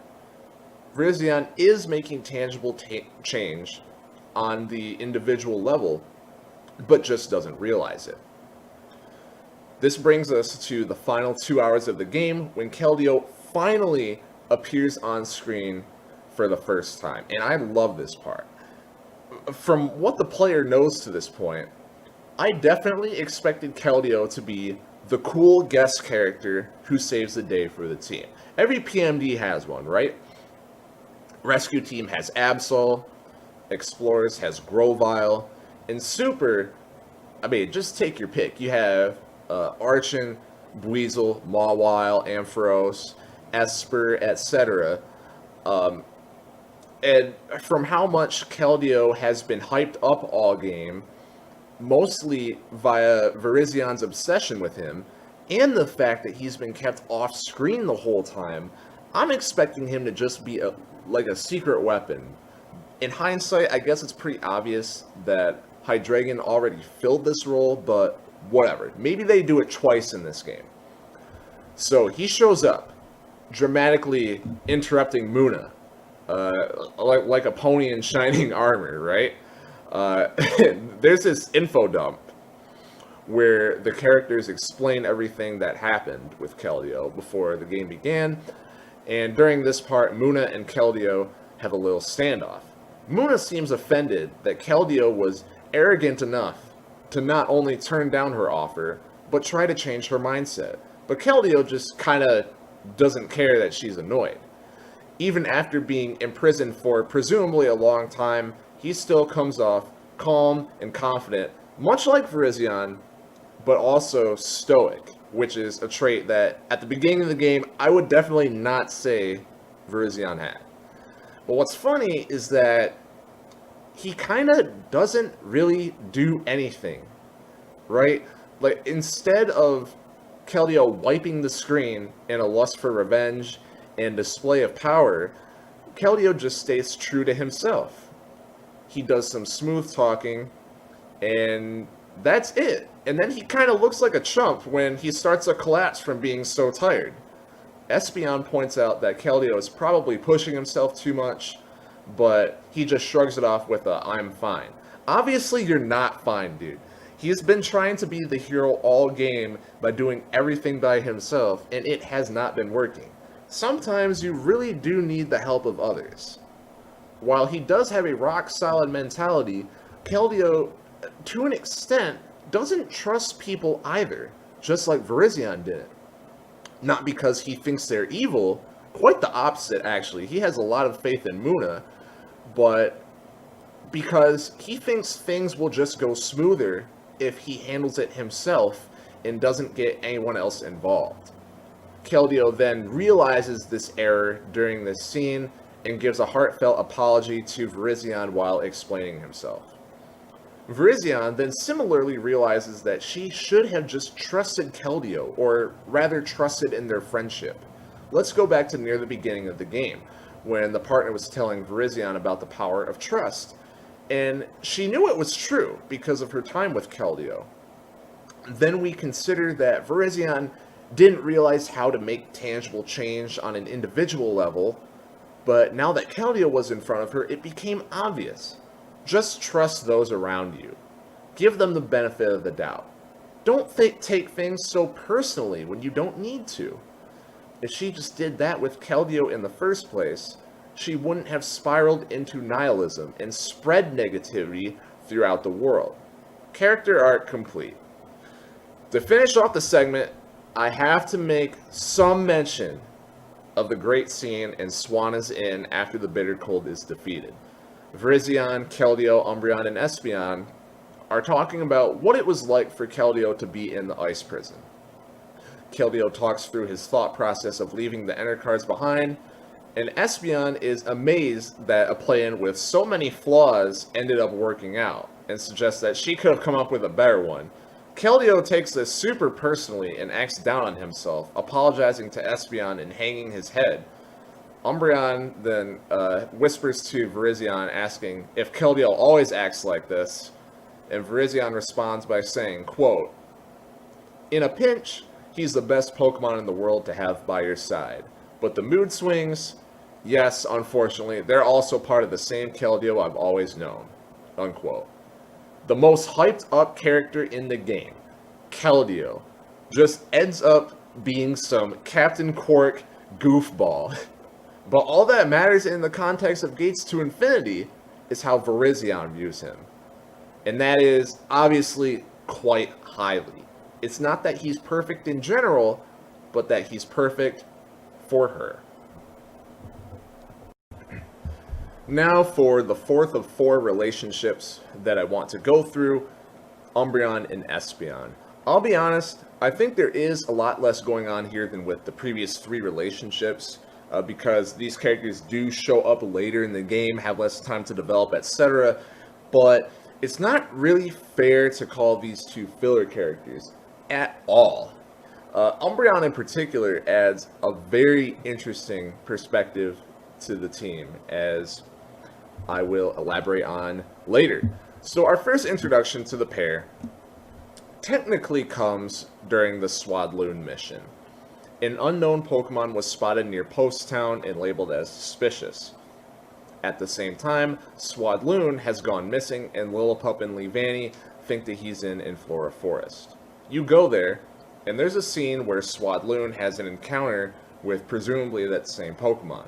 However, once the party reaches Swadloon, he doesn't look like he's in trouble at all. What's going on here? Not long after, the one who ends up being the real suspicion-labeled Pokemon ends up making it to Post Town, then collapses and is taken in by Swanna. The party goes to Swanna's Inn and finds out that this is Umbreon. And to clarify, how I say the real suspicion-labeled one is because it doesn't make sense until your second playthrough, but Umbreon was the one that was spotted and ends up collapsing in town. However, the one that was interacting with Swadloon, of course, is Espeon. I just thought I should throw that in.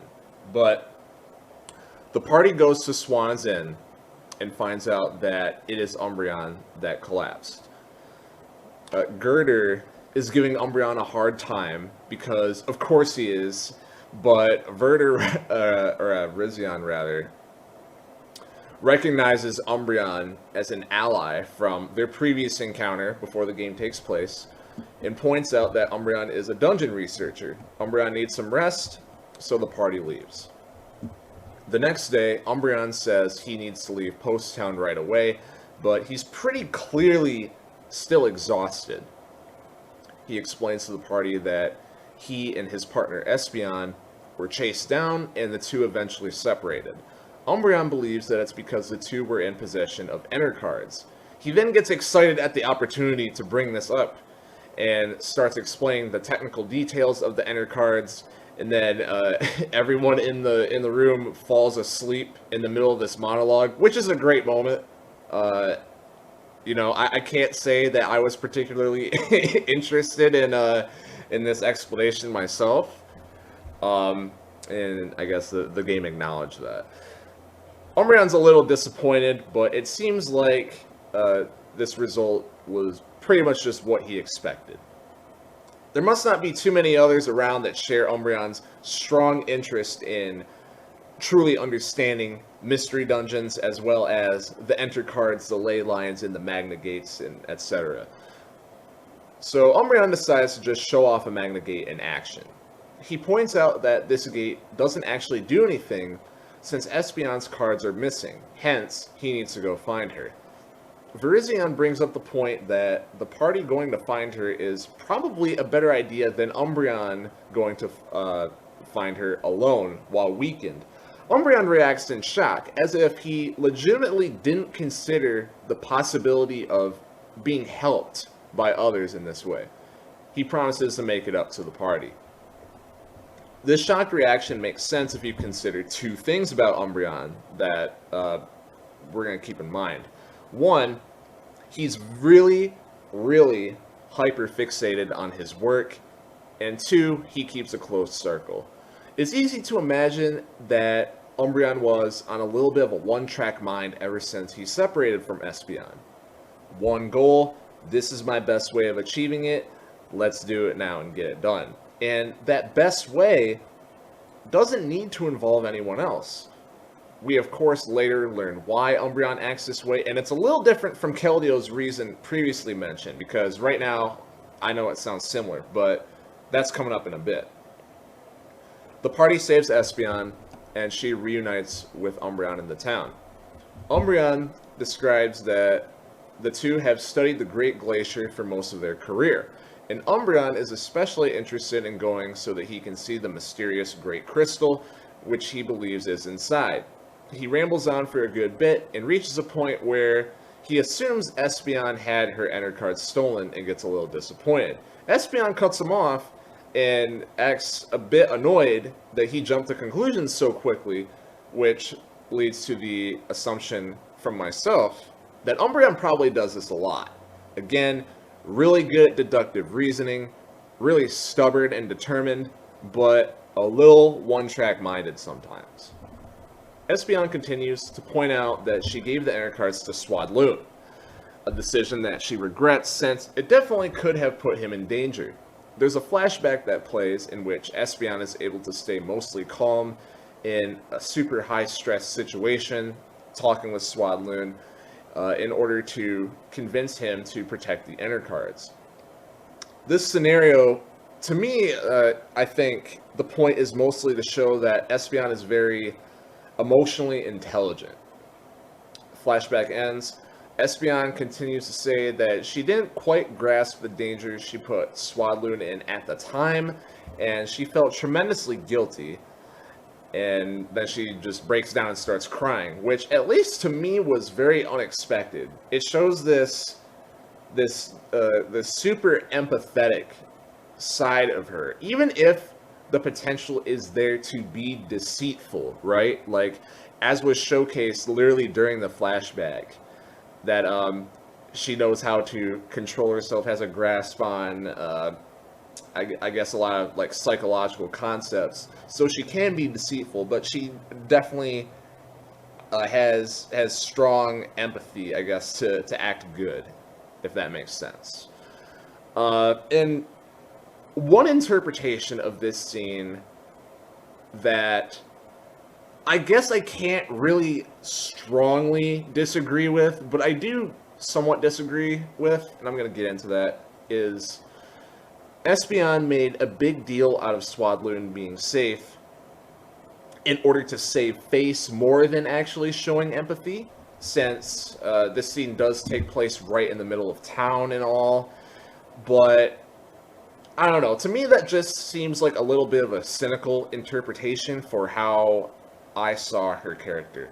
Yes, Espeon is focused primarily on her work, much like Umbreon is, but this kind of empathetic behavior, to me, was pretty consistent with how she acts throughout the rest of the game. I mean, as far as I see it, her arc basically starts and ends in this one scene, aside from a part near the end of the game, which is going to be mentioned later, which to me is a bit of a shame, because I think they could have explored some interesting scenarios with Espeon in having this character that I guess was like openly deceitful, but I guess the writers found it more interesting to make her the yin to Umbreon's yang, and in that way add another layer to his development coming up later. So the next day, the party meets up with Umbreon and Espeon, who asks to join the party. Espeon cites that their reasons for joining are not only to repay Espeon's rescue, but also because they are seeking help from the party and traversing the Great Glacier. Espeon butters up the player and partner by acknowledging, oh, maybe the party has their own priorities, but like she's already well aware that they have an obsession with the Great Glacier from yesterday.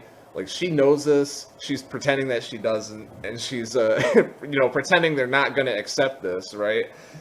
And right after they say yes, of course, Umbreon apologizes and notes that he and Espeon will actually not be able to help on the team's missions right away because, drumroll please, we need to focus on our research. Now, I don't want to give the wrong impression and imply that Umbreon and Espeon have like a sinister motive or whatever, but it's pretty clear that at this point they're valuing their goals related to the Great Glacier above the party as a whole, or at least to me, it seems that way. It seemed clear, that is. The party's being treated like temporary allies rather than friends, probably because that's exactly what they see it as. The party gets something out of it, they get something out of it, everyone's happy. And people that have been paying attention might be saying, hey, isn't that what Virizion was saying? And yes, yes, exactly. And I feel like that's definitely on purpose because this game does that a lot, actually, with having these very like similar viewpoints that are bringing characters together outside of their primary relationships. I think it's really interesting, and it's also interesting to me that this stance is what Umbreon and Espeon default to, right? Speaking of Virizion, she is standing right next to Umbreon and Espeon during this very scene, and again, she is a character who not only has a history with defaulting to temporary ally over friend, but also literally has encountered Umbreon and Espeon before. But of course they didn't end up sticking together long term because Virizion says that she just kind of wandered around everywhere before making it to Post Town. Now, is this because, this being the fact that they didn't stick together, just because Virizion didn't truly want to trust anybody, and that's it? Or is it also because Umbreon and Espeon somewhat feel the same with anyone outside of their partnership? I mean, we know Virizion felt comfortable enough around the two when they first met to ask to go with them to the Great Glacier. Maybe it's a little bit of both. While Umbreon and Espeon definitely haven't descended into nihilism in the way that I described as being the case for Virizion adopting a lack of trust, I believe that this is the case because Umbreon and Espeon both trust at least one other person in the world, and that is each other. In that sense, they aren't completely isolated, and in addition, they've been keeping busy for a long time with all the research related to the Great Glacier. Don't underestimate what something like that can do to help you keep your sanity. And this idea of alliance over friends is reinforced when the party goes to tell Umbreon and Espeon that Virizion is not going on the trip. Umbreon has none of it. It makes it clear that Virizion in particular has to go along.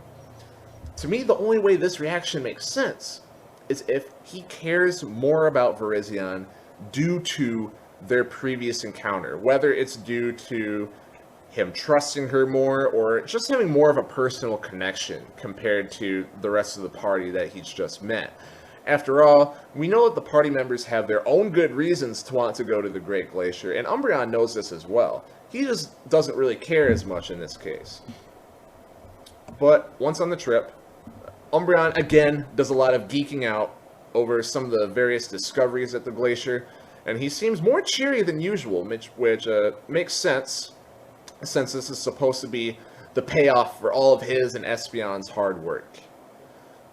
The party collapses at the top of the Glacier Palace. Umbreon is quite upset in not being able to see the Great Crystal itself, but eventually settles on just making it this far once Kyurem tells everyone to scram. While heading back, the party reflects on the joy they got out of their trip, including Umbreon for once. This is a character who has always been polite and nice, but not necessarily warm to the party. He's usually excluded from these kind of, I guess, team bonding conversations, but now he's joining in. Perhaps seeing Espeon repeatedly show confidence in the party gave Umbreon his own confidence in them. It seems that the trip has been a bonding experience for everyone, and Umbreon feels a little bit more open as a result. This is supported by Umbreon's reaction during the scene where the player and partner leave from Mount Kilionea. Umbreon says that he believes that the player used to be a human, because they, along with the partner and Virizion, who both defended that claim, are his friends. This is the first time in the game that he uses that word to describe the party, calls them friends. And he is confident in that assessment as well. So now we go forward to after Kyurem kills Hydreigon in the desert, and you wake back up near town, aka the scene when I realized why Umbreon and Espeon are even in your party. Here's the Umbreon quote, and it's a longer one. Quote, "When you think about what the partner heard from Kyurem, it's because of the selfishness of all the Pokemon that the world is growing cold, right? Even Hydreigon said that it was Pokemon's negativity that created the bitter cold, so it's probably true. And if it is true, then even if we manage to destroy the bitter cold, nothing's really going to change, is it? The way the world is now, the strife among Pokemon won't stop. The future looks bleak, and everyone's feeling the same unease about it. As long as those negative emotions keep on stifling the world. Even if we destroy the bitter cold, it will simply be created again, don't you think? I kind of understand what Kyurem meant when he said that the future can't be changed." Unquote.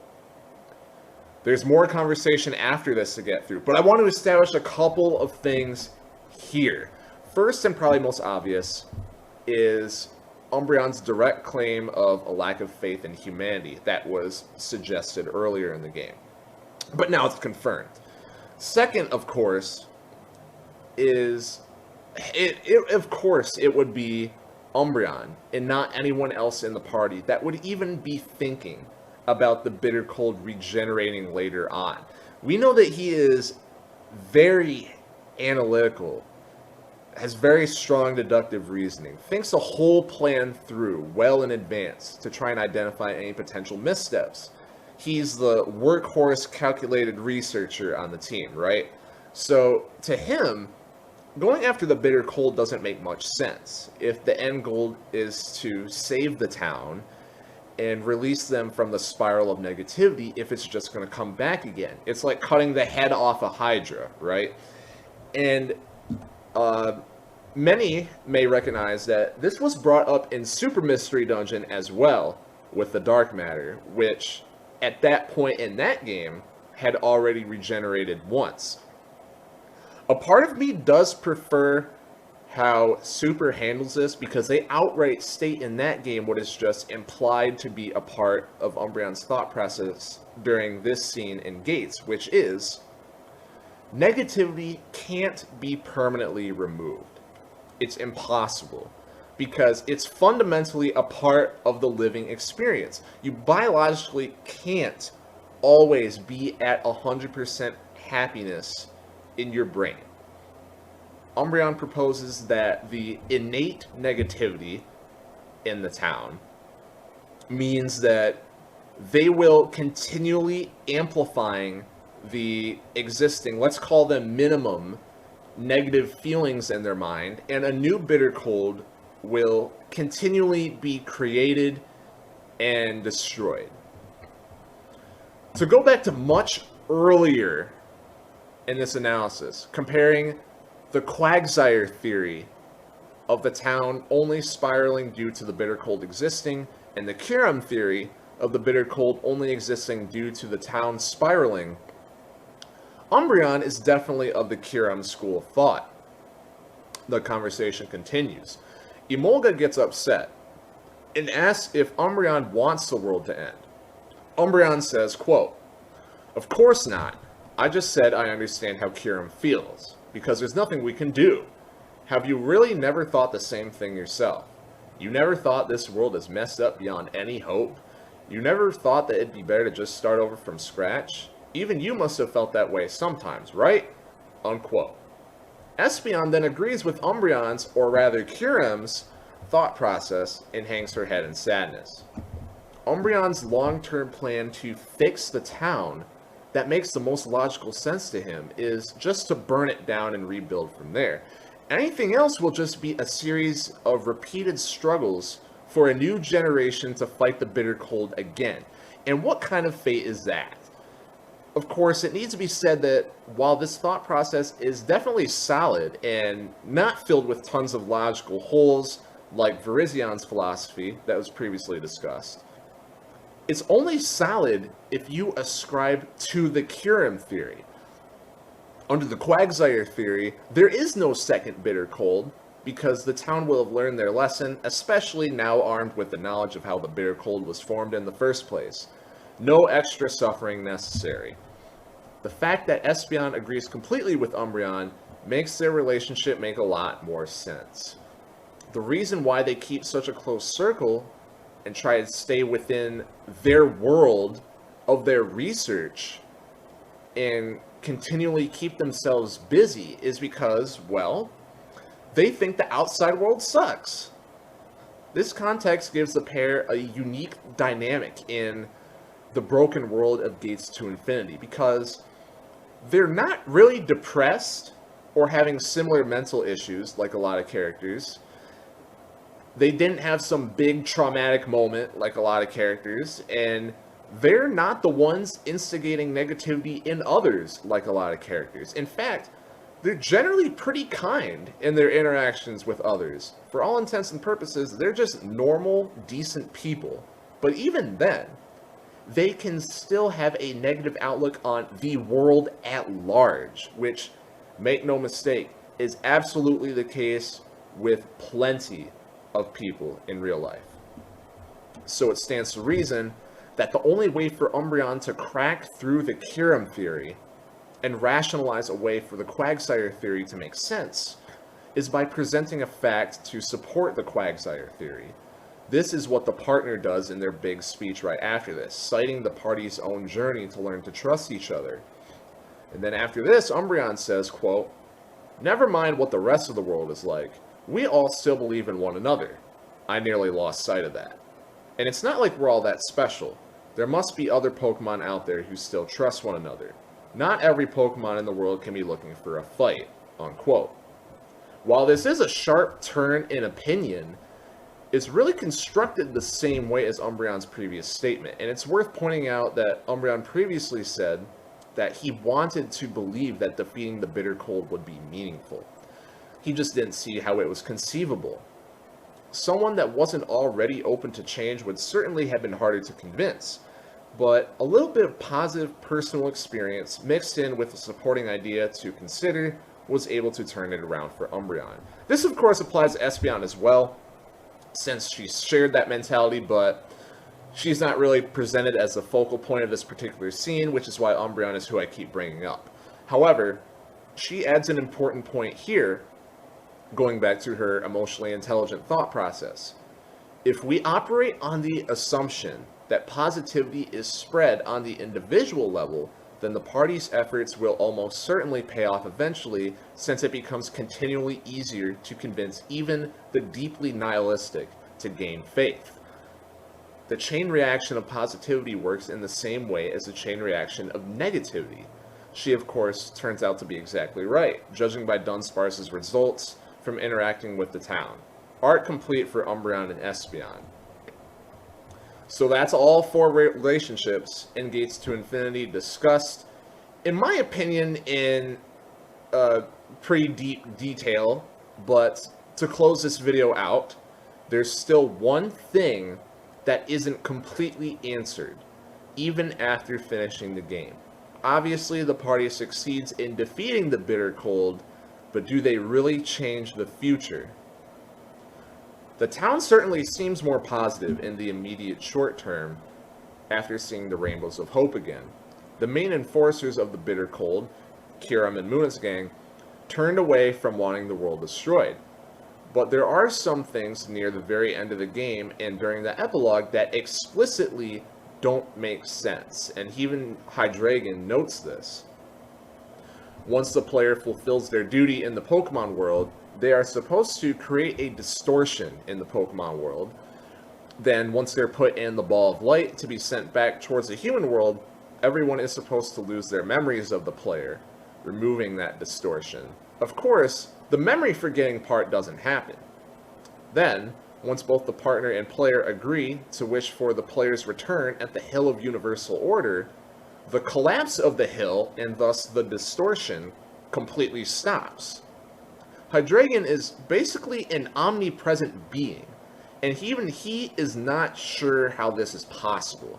His hypothesis is that the laws of nature must have somehow changed from the town's resolve. But it's no more than that, a hypothesis. But what if the answer is much simpler than that? What if there's no distortion because the player actually didn't fulfill their duty and the Bittercold is going to return like Umbreon thought? It's a distinct possibility, but we don't really know for sure. The game never takes an irrefutable stance either way as to whether the Quagsire theory or the Kyurem theory is correct. The player is largely left up to their own interpretation. However, one stance the game does definitely take is that which theory is correct doesn't matter.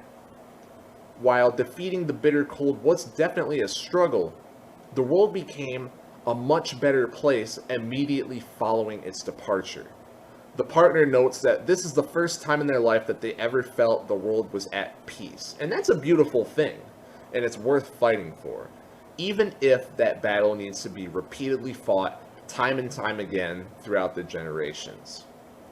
This is that central message of Gates to Infinity, the quite unignorable theme that has stuck with me so hard and has slowly been impacting my own decision making.